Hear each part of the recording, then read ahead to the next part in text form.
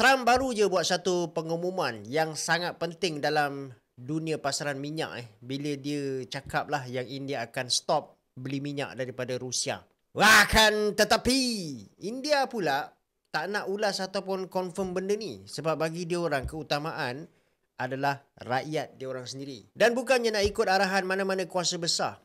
Jurucakap Kementerian Luar India, dia cakap yang dasar tenaga tu sentiasa berpaksikan kepada kestabilan harga dan kepentingan pengguna dekat India. Okey, dekat sini kita kena tahu dulu tau. Kenapa India beli minyak daripada Rusia? India ni sebenarnya dia import lebih 85% daripada keperluan minyak dia daripada luar negara dah. Dan kalau kita kembali sebelum perang Ukraine pun, sumber utama diorang adalah daripada Timur Tengah.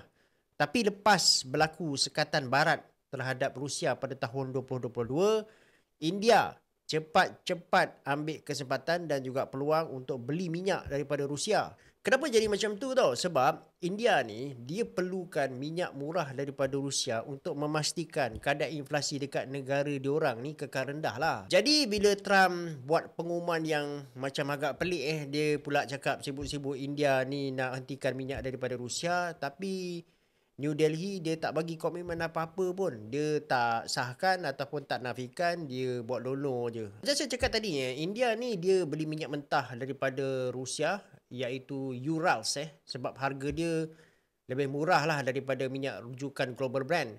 Sebagai contoh, pada bulan September 2024, kalau kita tengok kembali harga Urals purata sekitar $68 setong, tapi brand pada masa tu dia sekitar $90 setong. Perbezaan besar ni sebab Urals ni dikategorikan sebagai crude blend berkualiti sederhana, yang mana dia mengandungi lebih banyak sulfur lah dan dia perlukan proses penapisan tambahan berbanding brand yang lebih ringan. Akan tetapi India dia tak peduli dengan benda-benda ni semua asalkan dia boleh beli minyak mentah yang lebih murah daripada Rusia lah, dan perbezaan harga tu pada dia sangat penting.